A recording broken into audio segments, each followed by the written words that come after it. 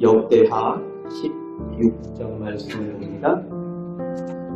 오직 하나님을 의지하고 하나님 보시기에 선한 왕 아사가 하나님의 말씀에 철저히 순종할 때에 하나님께서 은혜를 베푸셔서 그의 통치 35년 동안 더 이상 전쟁이 없었습니다. 그리고 더욱 강대해지고 부유해졌습니다.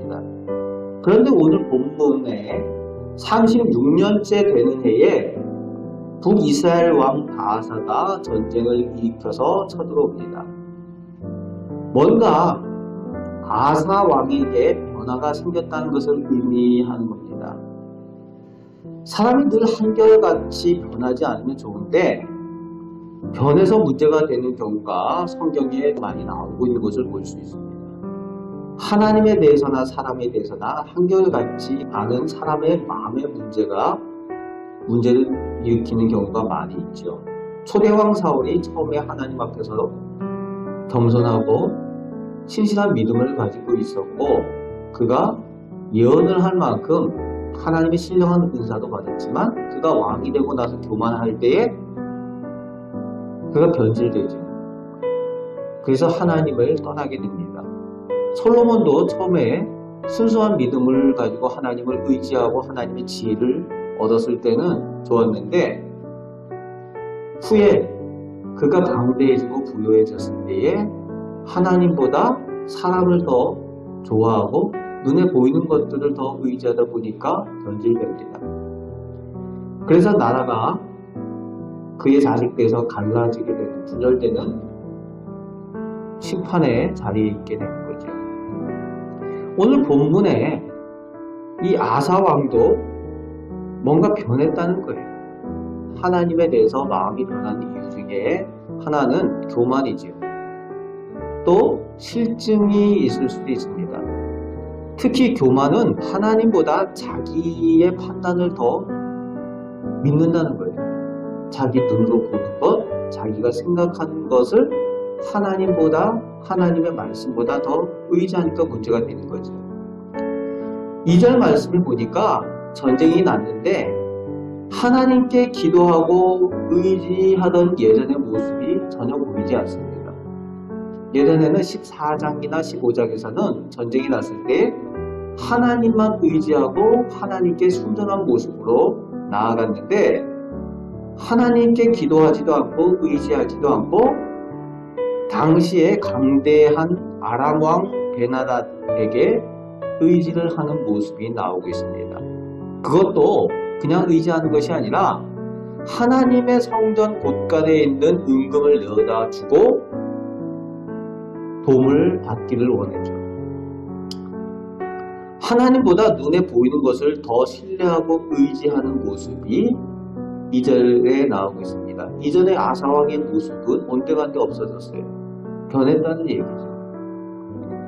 또 3절 말씀해 보니까 내 아버지와 당신의 아버지가 친했던 것, 그러니까 뭐예요?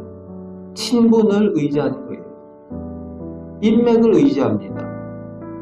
하나님의 전에 있는 것들을 가져다가 주고 그렇게 할 만큼 하나님을 멸시하는 수준까지 그가 변질되었다는 겁니다.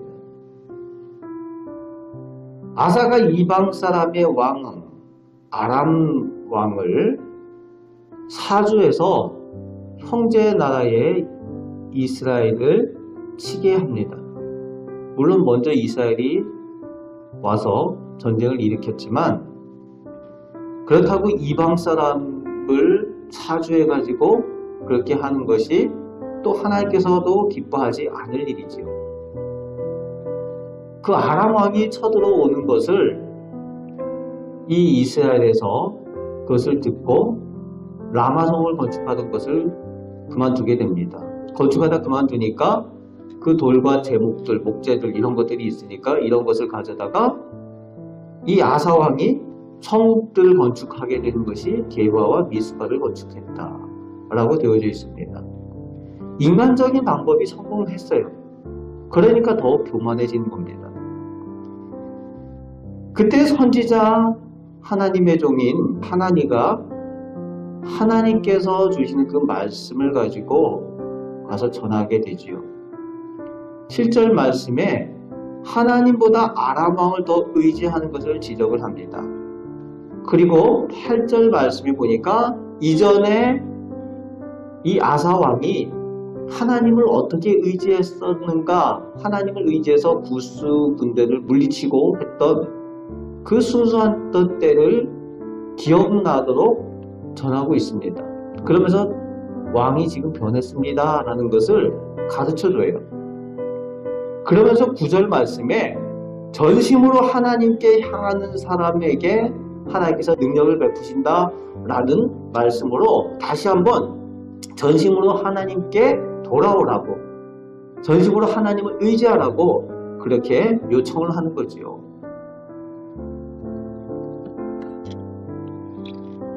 그러면서 왕이 지금 망령되이 행했습니다. 이 망령되이 행했기 때문에 전쟁이 다시 있을 것입니다. 35년 동안 전쟁이 없었는데 이제 다시 전쟁이 있게 될 겁니다. 라고 하나님의 말씀을 전합니다. 이때 하나님의 말씀을 전할 때 하나님의 의도가 있지요. 하나님께로부터 멀어졌던 마음, 변했던 마음을 돌이키라는 거예요. 변질됐던 것을 다시 회복하라는 거죠. 그런데 어떻게 합니까?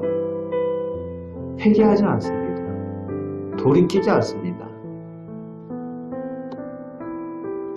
더 나아가서 어떻게 하는가 하면은 이 하나님의 종이 가서 전하니까 그 선견자를 옥에 가두었다는 거예요. 화가 나서. 그리고 화가 난 김에 그 비슷한 사람들, 백성들을 더 학대했다는 겁니다.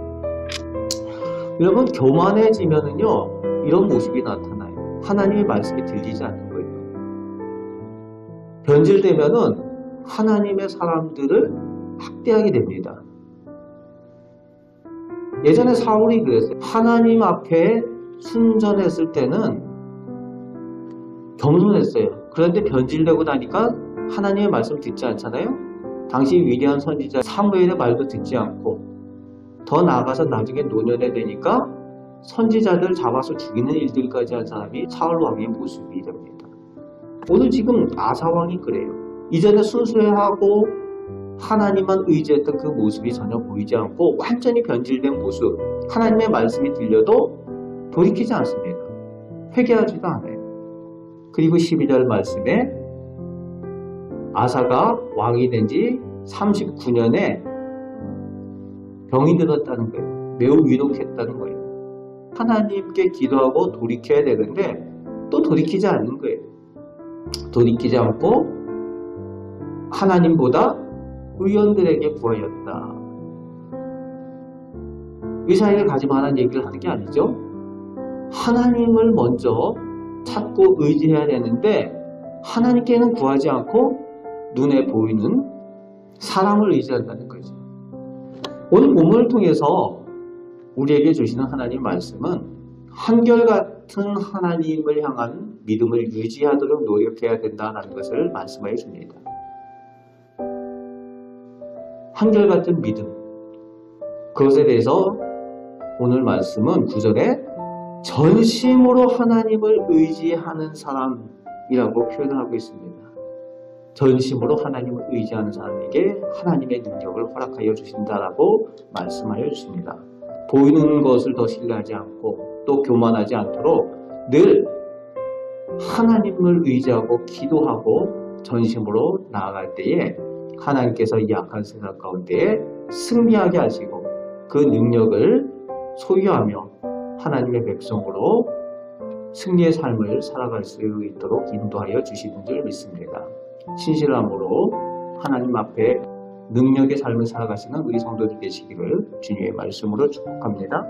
아멘. 기도하겠습니다. 오늘도 저희들과 함께하여 주시고 은혜 베푸심을 감사드립니다. 아버지 하나님, 저희가 순전한 믿음으로 하나님을 온전히 의지하게 하여 주시고 변하지 않는 한결같은 믿음으로 하나님의 은혜를 입고 능력을 힘입어 이 어둡고 악한 세상 가운데 승리하며 살게 하여 주옵소서. 이 영적으로 어두운 세상에서 인간의 능력을 바라보는 것이 아니라 하나님의 능력을 의지하며 살아가는 온전한 믿음을 저희 가운데 또한 허락하여 주옵소서. 오늘도 성령께서 저희와 동행하여 주옵소서. 감사를 드립니다. 우리를 사랑하시는 예수 그리스도의 이름으로 기도합나이다. 아멘.